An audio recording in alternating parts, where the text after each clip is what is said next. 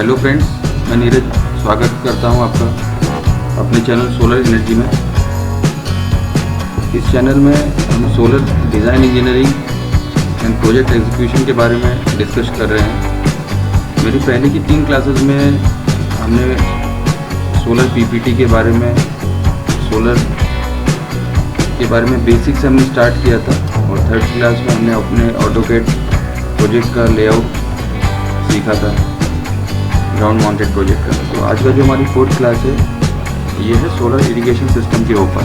तो इस टॉपिक का थीम मुझे कुछ अपने कॉलेज के फ्रेंड से मिला, जो मेरा चैनल उन्होंने सब्सक्राइब किया और देखा कि एजुकेशन को आप प्रमोट कर रहे हो, तो कुछ चीज़ें ऐसा फार्मर के लिए भी कुछ उपयोगी हो, जिसमें सोलर प्रोजेक्ट वगैरह हो। तो फिर मुझे ये थीम मिली सोलर इरिगेशन प्रोजेक्ट के बारे में। Already solar projects, irrigation project अभी काफ़ी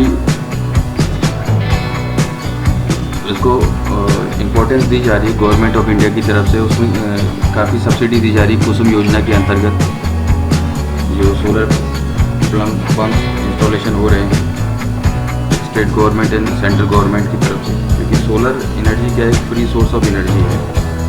तो एक बार इसका इंस्टॉलेशन का कॉस्ट है, और इसमें ज़िंदगी भर का आराम है। इलेक्ट्रिसिटी के बिल से बचत, फ्री सोर्स ऑफ एनर्जी है, पॉल्यूशन फ्री है। तो गवर्नमेंट ऑफ इंडिया ने ऑलरेडी 2022 तक 100 गीगावाट का प्लान सेटअप किया है।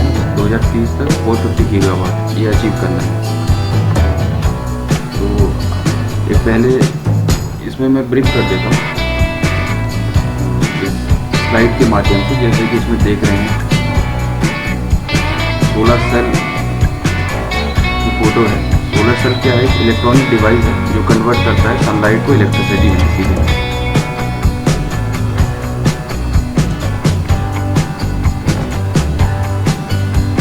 ये क्या है? एक पर्टिकुलर सेल है, और सेल को जब हम कंबाइन करते हैं तो वो एक मॉड्यूल बनता है, जिसको हम बोलते हैं पैनल। और मॉड्यूल्स को जो कम्बिनेशन होता है उसको बोलते हैं हम अरे। ये एक टेबल में होता है। ये ब्लू कलर का है, पॉलीक्रिस्टलाइन है। अलग अलग कंपनीज में ये आता है पॉलीक्रिस्टलाइन। मोनोक्रिस्टलाइन भी यूज़ करते हैं। मोनोक्रिस्टलाइन क्या है? वो ब्लैक कलर का रहता है, तो उसकी कॉस्ट ज़्यादा होती है, उसकी एफिशिएंसी ज़्यादा होती है।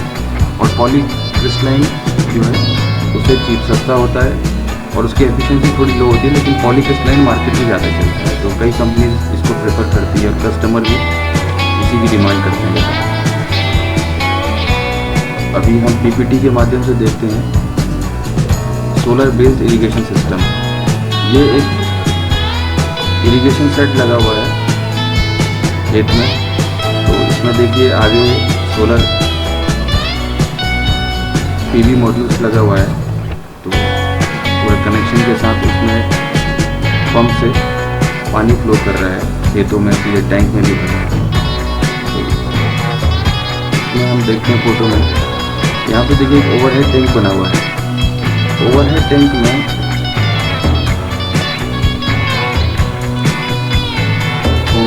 हमारा जो है वाटर, पानी जमा है। नीचे कंट्रोलर है, नीचे इन्वर्टर लगा हुआ है, वाटर पंप है। तो इसमें इन्वर्टर का क्या काम होता है? सबसे पहले इन्वर्टर क्या करता है? हमारे डीसी को एसी में कन्वर्ट करता है यूटिलाइजिंग पर्पज के लिए। और चार्ज कंट्रोलर ये मेंटेन करता है लोड को बिटवीन बैटरी के बीच में और वोल्टेज के बीच में। यदि हम यूजिंग करते हैं as a part of battery की तरह, इसे हम यूज़ करते हैं चार्जिंग और डिस्चार्जिंग के लिए। ये ऑफ ग्रिड सिस्टम में यूज़ होता है। ऑफ ग्रिड मतलब जो कि यूटिलिटी ग्रिड से कनेक्टेड नहीं होते हैं, जो खुद ही जनरेशन होता है जिस प्लांट में, एक ग्रिड के साथ कनेक्टेड नहीं होता है, इसीलिए ऑफ ग्रिड बोलते हैं। और इसका कॉस्ट थोड़ा सा महंगा होता है यूटिलिटी ग्रिड से। ऑन ग्रिड में क्या होता है कि हम उसको यूटिलिटी ग्रिड से कनेक्ट करते हैं नेट मीटरिंग के जरिए। तो ऑफ ग्रिड में हमारा बैटरी वगैरह से स्टोर होता है। तो सोलर एनर्जी जो होती है हमारी बैटरी में स्टोर्ड होती है और फीड अप करती है बिल्डिंग को। With the help of DC से एसी में कन्वर्ट होता है। जब हम इसे कन्वर्ट करते हैं चार्ज कंट्रोलर को इन्वर्टर से, वो स्विच यार्ड में जाता है। यदि हम इंडस्ट्री में यूज़ करते हैं वो टर्मिनेट हो जाता है 415 वोल्ट में। यदि हम यूजिंग करते हैं 33/11 kV लाइन में, तो हम ट्रांसफार्मर बस लगाते हैं to terminate the system according to distance के हिसाब से। तो इंट्रोडक्शन में हम देख लेते हैं पहले कि सूर्य की जो रोशनी है वो पूरे विश्व में पर्याप्त मात्रा में मौजूद है। तो अभी सोलर बेस्ड इरिगेशन सिस्टम काफ़ी पॉपुलर है इंडिया में और बाहर के देशों में, और ये एक अच्छा स्रोत है फार्मर के लिए, क्योंकि जब किसान लोग अच्छी चीज़ें टेक्नोलॉजी यूज़ करेंगे तो उनकी खेतों की पैदावार भी बढ़ेगी, तो जाहिर सी बात है उनको फ़ायदा होगा, रिवेन्यू भी बढ़ेगा। तो इसके लिए अभी ज़्यादातर किसान सोलर इरिगेशन पंप यूज़ कर रहे हैं। ये एक तो फ्री सोर्स ऑफ एनर्जी है, पहले इसमें इन्वेस्टमेंट करना पड़ता है, उसके बाद इसमें कोई ज़्यादा खर्चा नहीं है। ऑटोमेटिक इरिगेशन सिस्टम में क्या होता है, सोलर पावर लगे होते हैं, पैनल्स, कंट्रोलर लगे होते हैं, मॉइस्चर सेंसर लगे होते हैं, टू पंप वाटर को पंप करता है फ्रॉम बोरवेल से, नीचे पानी की टंकी से ऊपर टैंक तक लेके जाता है, और वो कंट्रोल करता है पानी का जो फ्लो होता है फ्रॉम टैंक से इरिगेशन फील्ड तक सिंचाई करने के लिए। ये ऑप्टिमाइज करता है यूज़ ऑफ वाटर का, उसको सीमित करता है। यहाँ पे देखिए फोटो है, इसमें नज़र आ रहा है कि सूर्य की रोशनी जो है वो सीधे पीवी मॉड्यूल्स में पड़ती है। नीचे है पंप कंट्रोलर के साथ कनेक्ट है पंप, फिर है ओवर हेड टैंक, फिर ग्राउंड वाटर लैंप। तो इसमें क्या होता है कि सूर्य की रोशनी जब पड़ती है सोलर पैनल में तो डायरेक्टली तो इलेक्ट्रिसिटी जनरेशन नहीं होता है। इसका प्रिंसिपल क्या है कि सोलर एनर्जी जब पड़ती है पीवी मॉड्यूल्स में वो एब्जॉर्ब करता है फोटोन एनर्जी ऑफ सन, और जितना वो ज़रूरत की मात्रा होती है तो उतना ही एब्जॉर्ब करता है पीवी पैनल, बाकी वो रिफ्लेक्ट वापस चला जाता है। तो इसमें जो इन्वर्टर्स लगे होते हैं वो डीसी को एसी में कन्वर्ट करते हैं यूटिलाइजिंग पर्पस के लिए। यहाँ पे फिर उसके साथ कनेक्शन दिया हुआ है पंप कंट्रोलर का, और पंप कंट्रोलर से वो सीधे पंप में जा रहा है। पंप का क्या काम है, वो उसको पंपिंग करता है, और जो भी नीचे बोरवेल है उससे पानी ओवरहेड टैंक में जा रहा है और सीधे सिंचाई के लिए खेतों में जाता है। डिज़ाइन ऑफ सोलर पंप, इसमें स्टैटिक हेड और स्टैटिक लेवल होता है, 40 मीटर तक होता है, और हाइट जैसे हम टैंक की हाइट करते हैं 7 मीटर, और ये कम से कम 30 एकड़ खेत की सिंचाई आराम से कर सकता है अगर इतना डिज़ाइन हम करते हैं। तो ये फोटो में नज़र आ रहा है ग्राउंड का है, pumping level, pump maximum depth कितना होना चाहिए, फीडिंग लेवल। तो सबसे पहले हम क्या करते हैं, अमाउंट हम वाटर की कितनी, पानी की कितनी ज़रूरत है पर डे के हिसाब से उसको हम कैलकुलेशन करके देखते हैं।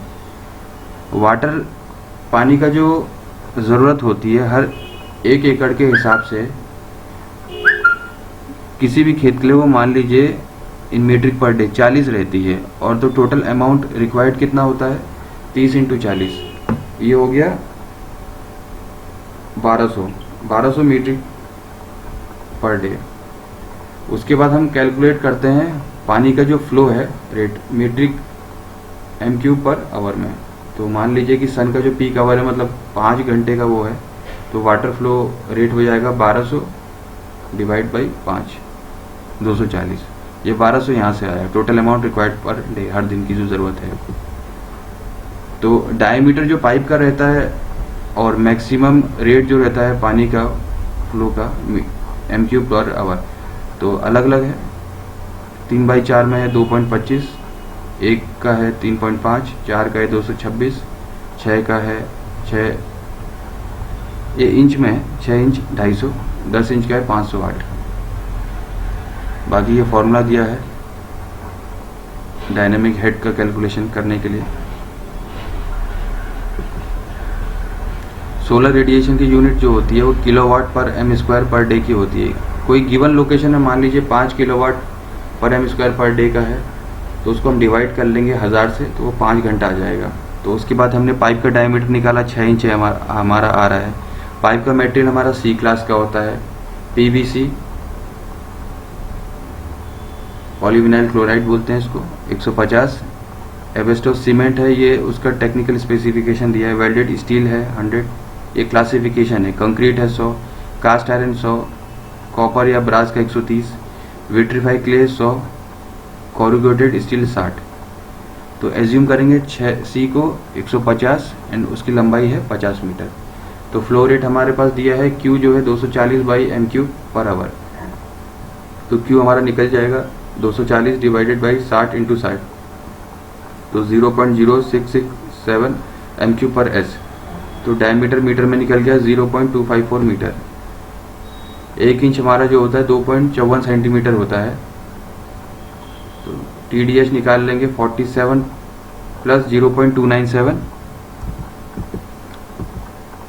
Equal to 47.297। ये सब कैलकुलेशन है। पावर इन किलोवाट कैसे निकालते हैं, ऊपर हमारा जो आया 0.0257 इंटू TDH इंटू क्यू अपन पंप की एफिशिएंसी। तो TDH निकल जाएगा हमारा 47.297, क्यू है 240 m³/आवर, एफिशिएंसी 85%। तो पंप रिक्वायर्ड जो होगा हमारे को 36.39 किलोवाट का पंप चाहिए। और HP को जब हम डिवाइड करेंगे 746 वाट से तो हमारा आ रहा है 50 हॉर्स पावर रिक्वायर्ड। ये कैलकुलेशन है।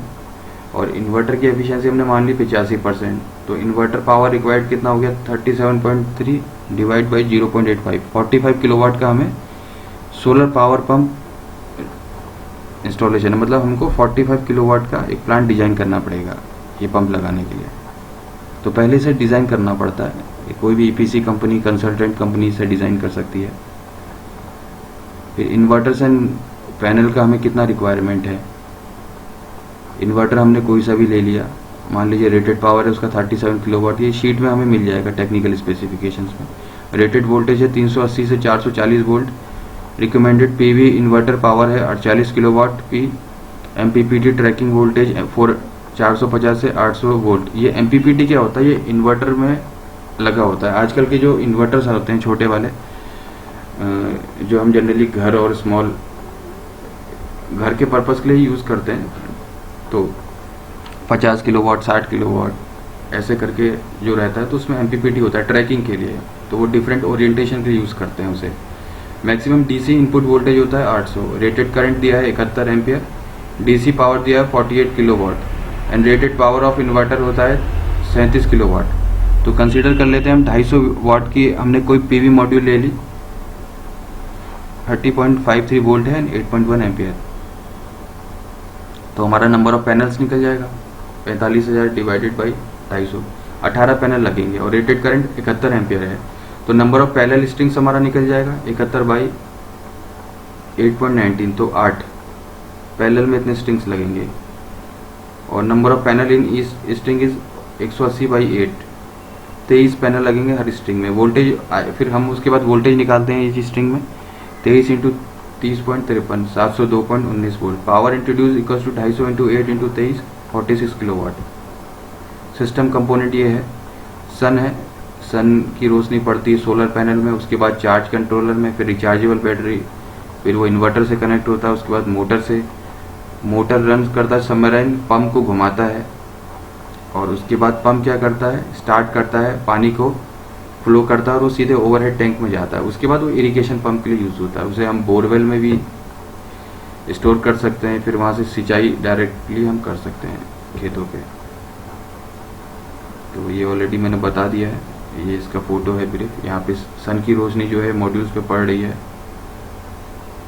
N टाइप और P टाइप सिलिकॉन होता है। सोलर सेल क्या होता है कि सिलिकॉन सेल से बनता है, इंगोट कट सेल प्रोसेस। इसको बनाने की प्रोसेस जो होती है बहुत ही टफ होती है और इसमें काफ़ी सावधानी बरतनी पड़ती है। ये बेसिक ऑपरेटिंग प्रिंसिपल है सोलर सेल का। सोलर सेल का यही है।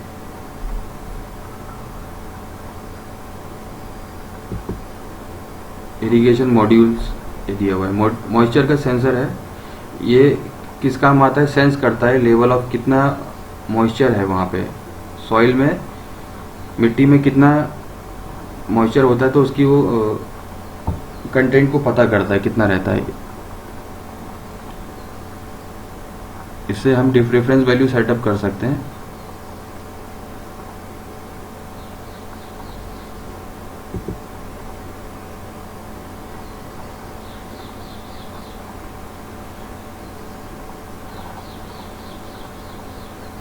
तो इसमें क्या कि मॉइस्चर जो होता है, जो भी नमी होती है मिट्टी में, जब वो सूख जाती है तो वो एक मिनिमम लेवल पे पहुंचती है ऑफ वैल्यू में। तो जो कंट्रोलर होता है वो कम आउट उस मोड में आता है और फ्लो ऑफ पानी का जो भी बहाव है वो रेगुलेट होता है और इस तरह से पूरे प्रोसेस काम करता है। हम देख रहे हैं यहाँ पे सन की रोशनी पैनल्स पे पड़ रही, फिर उसके बाद इन्वर्टर्स पे जा रही है, नीचे हमारा जो है पंप है और वो सीधे स्टोरेज टैंक में जा रहा है, और आगे सब खेत हैं तो पानी जो है सारा सिंचाई के लिए वहाँ पे जा रहा है। ये कैलकुलेशन मैंने बताया है 2 हॉर्स पावर के लिए। इरिगेशन के लिए 2 हॉर्स पावर के लिए मान लीजिए 1.5 किलोवाट का लगता है, तो 1.5 किलोवाट में 1500 वाट आता है। 1 किलोवाट जो होता है 1000 वाट के बराबर होता है, तो 1.5 किलोवाट 1500 वाट हो गया। पावर का फॉर्मूला है वोल्टेज इंटू करंट। वोल्टेज हमारा 240 है, तो करंट निकल जाएगा 1500 बाई 240 6.25 एम्पियर। तो हमारा power equals two volt into current हो गया। तो यहाँ पे हमारा n इंटू 240 इंटू 6.25, तो 2 बैटरी की ज़रूरत पड़ेगी हमें। तो पावर जो है हमारा 1500 वाट का है, तो 1500 बाई 200 7.5 मतलब 8 सोलर पैनल हमें चाहिए।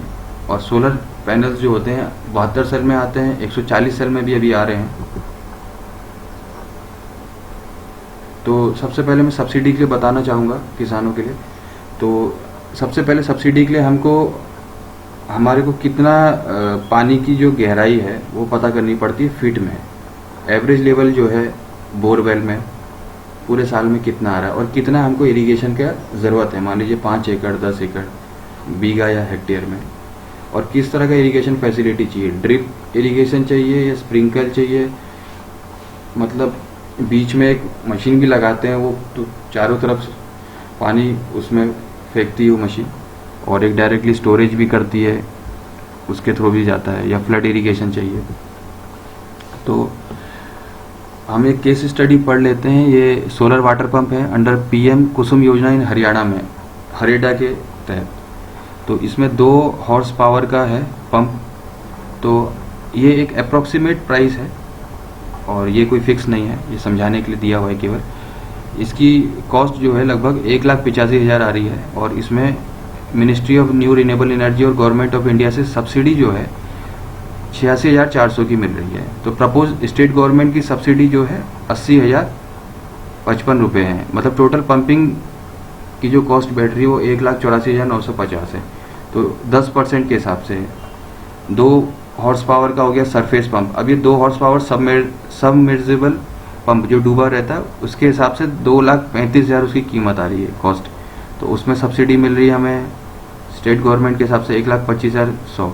तो जैसे जैसे हॉर्स पावर हमारा बढ़ेगा तो वैसे उसकी सब्सिडी भी बढ़ती रहेगी। 5 हॉर्स पावर जो है उसमें 4,38,000 है, और उसकी सब्सिडी जो है 2,23,220 आ रहा लगभग।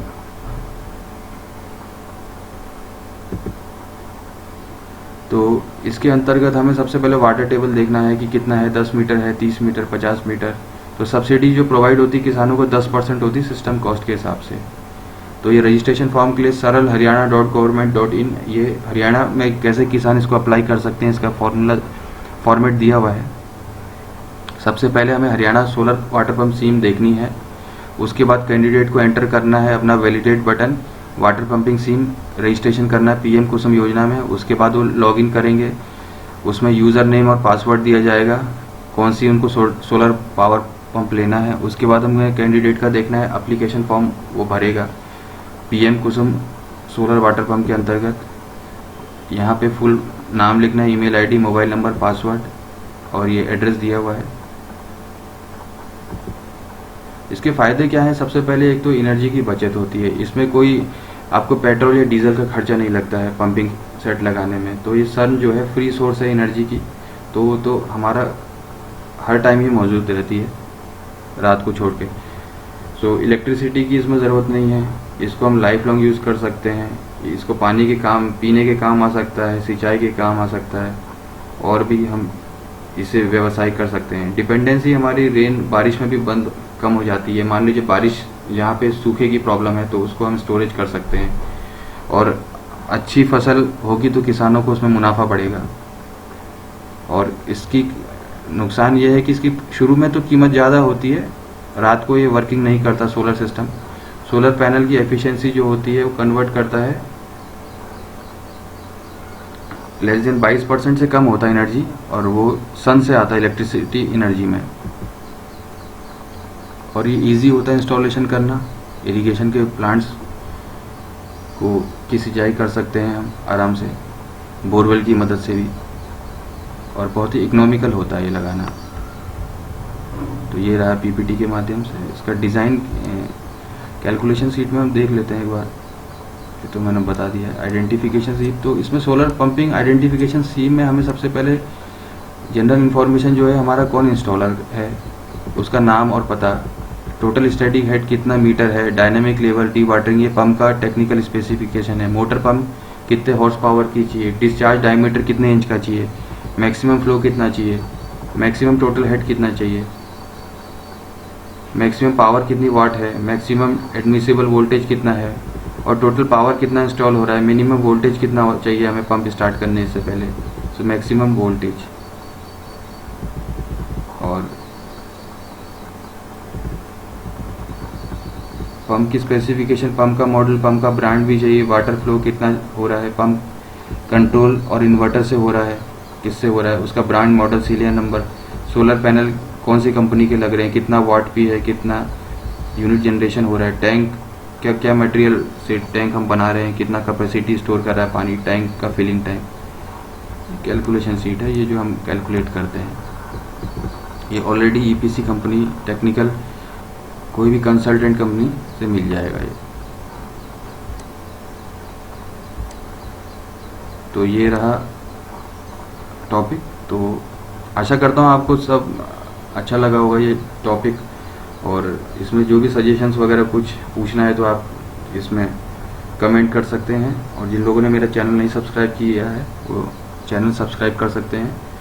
तो इस वीडियो के माध्यम से मैं चाहता हूँ कि ज़्यादा से ज़्यादा किसान भाई ये सब वीडियो देखें, ताकि वो सब नई टेक्नोलॉजी सोलर पंपिंग सिस्टम को इंस्टॉल करें और उसका ज़्यादा बेहतर यूज़ कर सकें। धन्यवाद दोस्तों।